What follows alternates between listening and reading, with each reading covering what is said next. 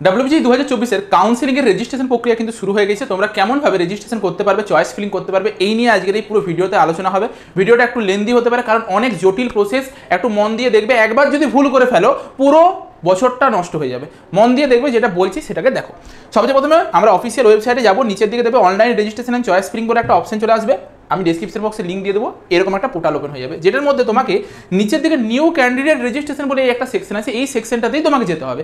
তুমি যাই করে নাও, তুমি যদি আগে কোনোদিনও তোমার রেজিস্ট্রেশন করেছো, আগে তুমি পরীক্ষা দিয়েছো কোনোদিনও WBJEE, তুমি যাই করে নাও, তোমাকে সকলকেই যেতে হবে এই নিউ ক্যান্ডিডেট রেজিস্ট্রেশনে। এখানে আমরা ক্লিক করব। এখানে ক্লিক করার পরে আমাদের কাছে আমার যেগুলো ডিটেলস সেগুলো চাইবে। প্রথমে নিচের দিকে আসবে, আই অ্যাগ্রি বলে এই অপশনটা আছে, এই অপশনটাতে ক্লিক করে দেবে।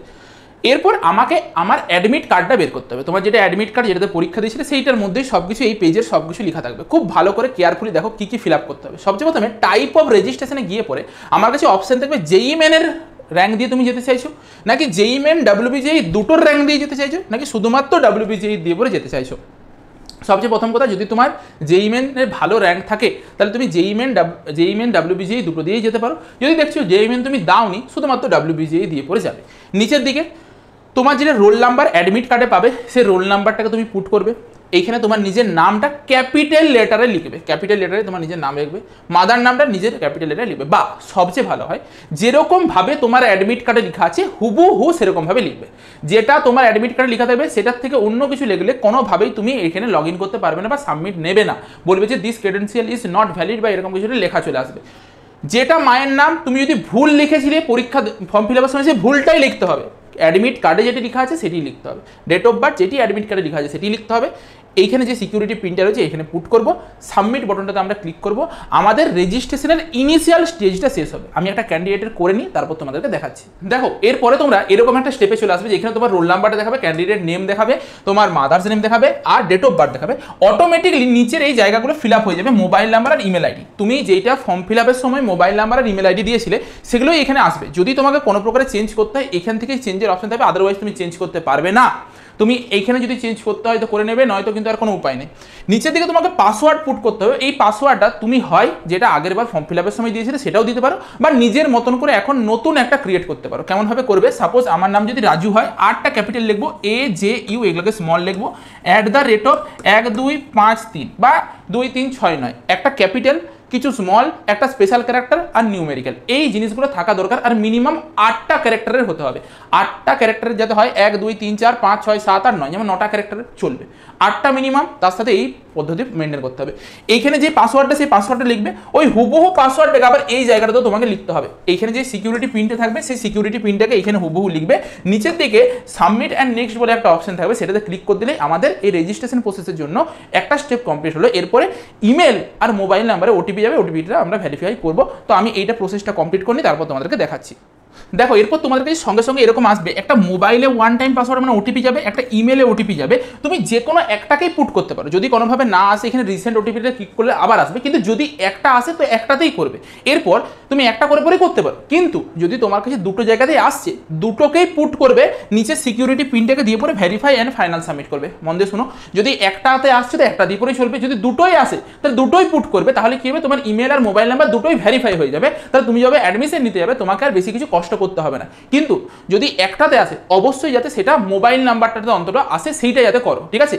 ইমেলে চলে আসলেও ঠিক আছে, কিন্তু মোবাইল নাম্বারটা তোমার ভেরিফাই হওয়াটা মাস্ট, নয়তো পরীক্ষা যবে তোমার কাউন্সিলিংয়ের পরে কলেজে অ্যাডমিশন নিতে যাবে তবে কিন্তু সমস্যায় প্রচুর ভুগতে হবে। তাহলে এটা ওটিপিটা দেওয়াটা মাস্ট। দিতে হলে একটা যদি দিতেই হয়, দেবে কোনটা, মোবাইলের ওটিপি, ইমেলটাকে বাদ দিলেও চলবে।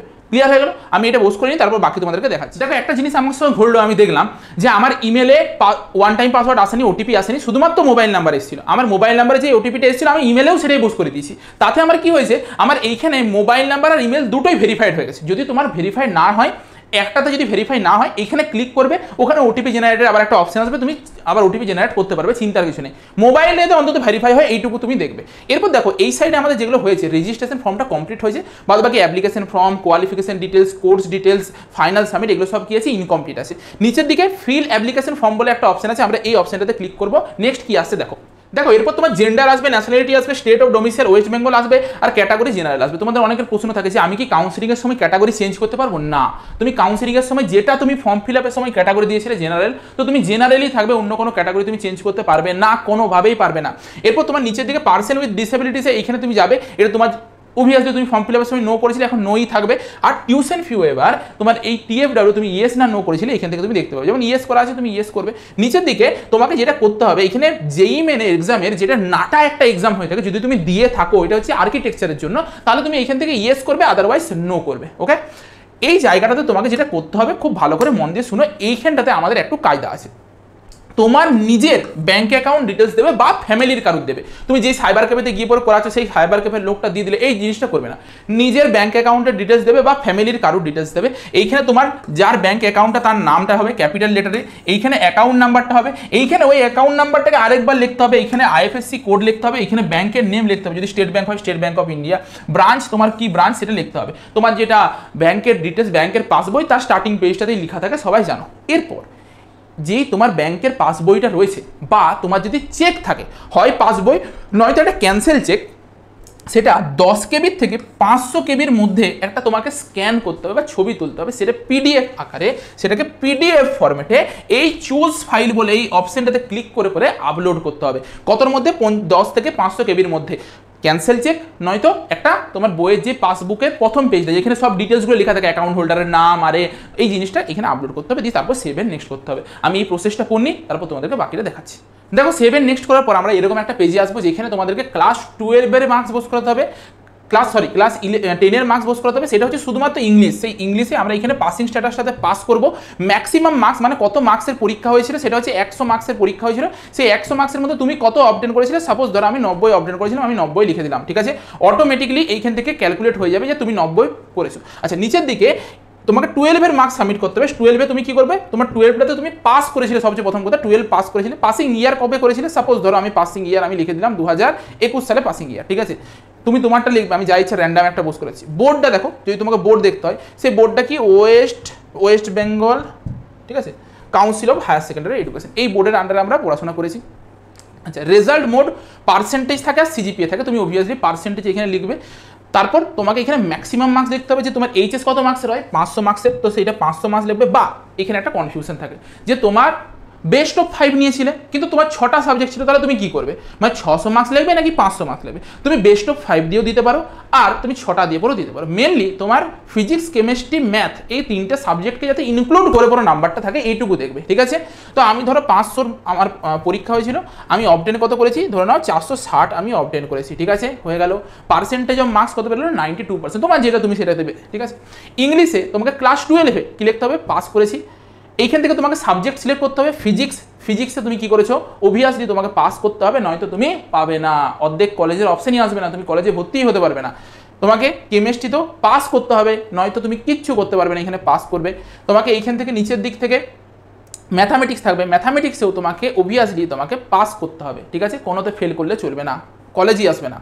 আচ্ছা, নিচের দিকে যদি তোমার বায়োলজি দিয়ে থাকো বায়োলজি দিবে, বা যদি অন্য কোনো সাবজেক্ট দিয়ে থাকো অন্য কোনো সাবজেক্ট দেবে, এটা পাস করে দিলে। এরপর তুমি কোটা সাবজেক্ট দিলে 1 2 3 4 5, এইটা তোমার টপ 5 সাবজেক্ট হতে পারে, আবার নাও হতে পারে, কোনো কিছু ম্যাটার করে না। নিচের দিকে যদি তুমি যাও, এইখানে তোমার দেখো অনেকগুলো অপশন আছে, কম্পিউটার অ্যাপ্লিকেশন আছে, যদি তোমার কম্পিউটার অ্যাপ্লিকেশন থাকে তো দেবে। এরপর তোমার এর বাদে যদি আর কোনো সাবজেক্ট না থাকে, এরপর ধরো বাংলা ছিল, physics, chemistry, math, biology, Bangla, তারপর ইংলিশ, তুমি ইংলিশ, ফিজিক্স, কেমিস্ট্রি, ম্যাথ দিয়ে দিয়েছো, বাংলা ছিল, আর কোনো সাবজেক্ট নেই, তার জন্য তোমার জন্য একটা অপশন আছে নট অ্যাপ্লিকেবল, এটাতে ক্লিক করে দেবে, ব্যাস। তারপরেও কি করবে, তারপরেরটা তো এখানে নট অ্যাপ্লিকেবল বলে একটা অপশন থাকবে, নট অ্যাপ্লিকেবলটাতে ক্লিক করে দিলে ব্যাস হয়ে গেল। এরপর তোমাকে এইখান থেকে যেটা করতে হবে, ম্যাক্সিমাম মার্কসগুলো পুট করতে হবে। ম্যাক্সিমাম মার্কস কত, এটাও 100 মার্কসের হয়েছিল, এটাও কত মার্কস হয়েছিল, এটাও 100 মার্কসের হয়েছিল, এটাও কত মার্কসের হয়েছিল, 100 মার্কস। ম্যাক্সিমাম মার্কস মানে কি, মানে টোটাল ফুল মার্কসটা কত মার্কসের পরীক্ষা হয়েছিল, ঠিক আছে, ব্যাস পুট করে দিলাম আমরা। এই দিকটাতে কি বোস করাতে হবে, অবটেন মার্কসগুলো আমি কত মার্কস প্রতিটাতে পেয়েছি সেটা আমি বোস করাবো। সাপোজ ধরো আমি একটা র্যান্ডাম বোস করাচ্ছি, ইংলিশে আমি পেয়েছিলাম ধরো 90, ঠিক আছে, ইংলিশে পেয়েছি আমি কত, ইংলিশে পেয়েছি আমি 90। আচ্ছা, এখানেও কত পেয়েছি, এখানে ধরো 91 পেয়েছি, এখানে কত পেয়েছি 92 পেয়েছি, এখানে কত পেয়েছি আমি 93 পেয়েছি, আর একটা কিছু আছে এখানে আমি পেয়েছি সাপোজ ধরো 94 পেয়েছি। আমি র্যান্ডাম বোস করাচ্ছি, ঠিক আছে।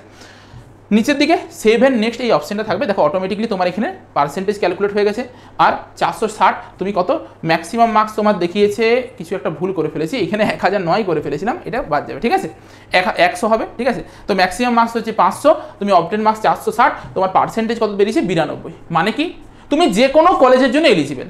এই যে এইখানে যে পার্সেন্টেজটা, এই পার্সেন্টেজটা তোমাকে 45% আর 50%-এর থেকে উপরে হতে হবে। তোমার যাদবপুর বলো, কলকাতা ইউনিভার্সিটি বলো, প্রতিজনের জন্য আলাদা আলাদা এলিজিবিলিটি ক্রাইটেরিয়া হতে হবে। মিনিমাম তোমাকে যদি এইখানে তুমি 70-80% তোমার চলে আসে, তার মানে জানবে যে তুমি সব কলেজেই পাবে, সব অপশন আসবে, 532 খানা অপশন, সে প্রতিটা অপশনই আসবে। নিচের দিকে সেভ এন্ড নেক্সট করবো, ইএস অপশন আসবে, ইএস অপশনটাতে ক্লিক করবো, আমরা নেক্সট পেজে আসবো। দেখো এরপর তোমার অ্যাড্রেস ডিটেলস আসবে, তোমার address details already fill up করা থাকবে, তোমাকে কিচ্ছু ফিল আপ করতে হবে না, কারণ তুমি ফর্ম ফিল আপের সময় এগুলো সব ফিল আপ করেছো, কিচ্ছু খাটতে হবে না। জাস্ট দেখবে নিচের দিকে একটা সেম অ্যাজ করসপন্ডেন্স অ্যাড্রেস বলে একটা অপশন থাকবে। যদি তোমার পার্মানেন্ট অ্যাড্রেস আর করসপন্ডেন্ট অ্যাড্রেস একই হয়ে থাকে, তাহলে তুমি এখানটাতে ক্লিক করে দেবে, তোমাকে দুবার আর ফিল আপ করতে হবে না, তোমার কাছে এগুলো অটোমেটিকলি ফিল আপ আসবে, তোমাকে ম্যানুয়ালি কিছু ফিল আপ করতে হবে না, কারণ তুমি ফর্ম ফিল আপের সময় করেছিলে। ব্যাস এইটুকু করে দেওয়া, আমরা তারপর সেভ এন্ড নেক্সট করে দেবো। নিচের দিকে এই সেভ এন্ড নেক্সট অপশন থাকবে, এটাতে আমরা ক্লিক করবো, ইএস অপশন আসবে, ইএস অপশনে ক্লিক করে দেবো, নেক্সট পেজে চলে যাবো। সবচেয়ে ভাইটাল জায়গা যেখানে হচ্ছে তোমার ফাইনাল সাবমিট করতে হবে, তুমি এতক্ষণ ধরে যা যা ফিল আপ করেছো সেগুলো সব ডিটেলসগুলো এইখানে তোমার কাছে লেখা থাকবে, সব ডিটেলসগুলো এইখানে তোমার কাছে চলে আসবে।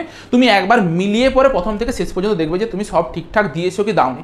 যদি না দিয়ে থাকো, তুমি এইখান থেকে প্রিভিয়াসে গিয়ে পরে চেঞ্জ করতে পারবে। আর যদি তোমার মনে হয় যে তুমি সব ঠিকঠাক লিখেছো, তুমি কি করবে, এখানে আই হেয়ার বাই ডিক্লেয়ার এই অপশনটাতে ক্লিক করবে, দিয়ে ফাইনাল সাবমিটটা অপশনটাতে ক্লিক করে দেবে, তাহলে তোমার পুরো কাউন্সেলিং এর রেজিস্ট্রেশন প্রসেস কমপ্লিট হয়ে গেল।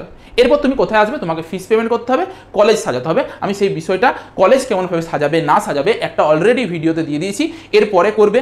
এরপরে এই সাইডটাতে একটা জায়গাতে নিউ নিউ নিউ নিউ বলে লেখা আসবে, যেখানে তোমাকে ফিস পেমেন্ট করতে হবে, 500 টাকা তোমাকে ফিস পেমেন্ট করতে হবে, তাহলেই হয়ে যাবে। তাহলে কাউন্সেলিং এর জন্য আমার শুধুমাত্র 500 টাকা লাগছে, আর একটা ক্যান্সেল চেক বা ব্যাংক অ্যাকাউন্টের বই লাগছে, আর কিচ্ছু লাগবে না, ঠিক আছে, কোনো কিছু আপলোড করার মতো নেই। তোমার ক্যাটাগরি সার্টিফিকেট, ডোমিসাইল সার্টিফিকেট সব কখন লাগবে, যদি তুমি কোনো একটা কলেজ পাও, সেই কলেজে গিয়ে পরে যখন ভেরিফিকেশন করাতে যাবে তখন লাগবে, তার আগে কিছু লাগবে না। তো এখানে সেভ এন্ড নেক্সট করবে, আগে তার আগে চেক করবে, ব্যাস পেমেন্ট করবে, তারপর তোমার কাছে চলে আসবে। এই নিয়ে অলরেডি আমি একটা ভিডিও চয়েস ফিলিংয়ে দিয়েছি, সেটা দেখবে, তার সাথে আমি আরেকটা ভিডিও দেবো, সেটাকেও ফলো করবে। যদি চ্যানেলে নতুন হয়ে থাকে চ্যানেলটাকে অবশ্যই সাবস্ক্রাইব করে রাখবে, কারণ আরও অনেকগুলো ভিডিও আসছে ধীরে ধীরে।